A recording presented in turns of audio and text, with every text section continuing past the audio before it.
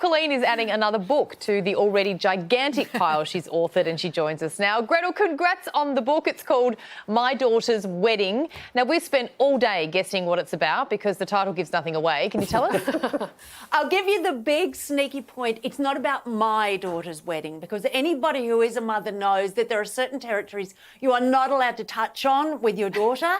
And, you know, as much as we want to use everything as a source of material, you can only do that until they're up to a certain age. And then, no, it's out of my mind. It's imagined. But I really have been obsessed with mother-daughter love, because it's so intense and so fraught. And one minute your daughter wants to marry you, and then she won't speak to you for the next 7 years. And it's so entangled and so complex and so funny. So that's what I wanted to look at. You know, it's spot on that the mother-daughter relationship is a very complex one for a lot of women, Gretel. But, like, why do you think that is? Oh, you know, sometimes I feel like it's two bulls in a paddock, the female equivalent thereof. I think they're called cows, Gretel. No, it's... Thanks, scientist Kate. No, you know, that notion that there's only one... It's hard not to use an animal in all of these metaphors, that there's a top dog, you know, that a female comes and replaces the other female. And I think that is one of the really big difficulties. But the irony is you are wanted back for the free babysitting further down the track. I don't know if that's how cows work, Kate, but maybe. I thought it was all about the udders. Yeah. Boom, boom. Yeah. You know, I really don't know why it is, but I'm fascinated by it. And I also explore in this female friendships. I got incensed watching something or other on late night television. I think it was an American show, and they were doing that thing about text messages, stupid things your mothers have sent. And I thought, what are you talking about? We are extraordinary. We should be celebrated all the time, not made fools of. So I wanted to have fun in celebrating that. Gretel, my daughter's just turned 7, so we're still in love with each other. What am I in store for? Well, look, I don't want to bring you down, but every mother, every mother watching this is going to know that there are these they're just fraught times. You won't get spoken to.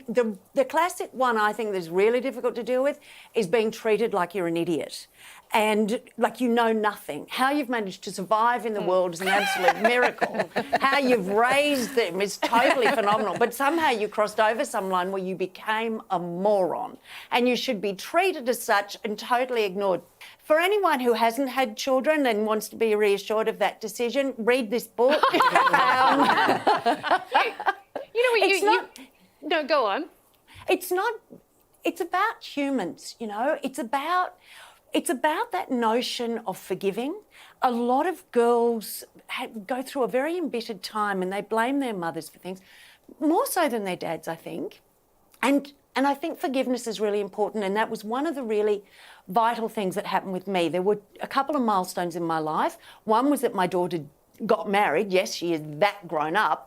But the other one is my mum had a fall. So mortality was staring me straight in the face. And I really wanted to look at my own relationships, which are not unique. I really wanted to find that place of settling with them and realising they never reach a perfect place. You're happy for one moment and then the storms come again, and that's life. Obviously, I've been just listening because I can't really talk about the mother-daughter relationship part of it. So I found something else in the book that I definitely can talk about, and that is a character who's described as an amateur bikini line waxer. This fascinates me and worries me a bit because what's the amateur bit? Like, is she amateur because she doesn't get paid, or is it because she has no formal training? Because I would have thought that anyone who they put a lot of trust in the waxer of their hoo-ha.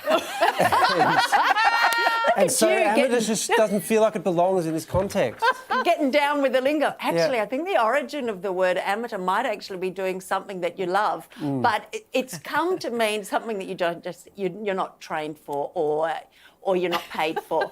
And I wanted to show... You mean she's both? Do you know, of all the words in this book, which is about 72,000, you found amateur, bikini, line, waxer. Those 4. And it's only mentioned once. Do you know what? It's only a 3 because there's a hyphen between bikini and line. So that's actually only one word. 3.5. Well, Gretel's book, My Daughter's Wedding, is out February 23. Great to see you. Thanks for joining us, Gretel. Thank you, guys. Great to Well, great to hear you. Hey there, it's about time you finished that video. I contractually had to wait so I could tell you to subscribe. Subscribe. I'm waiting.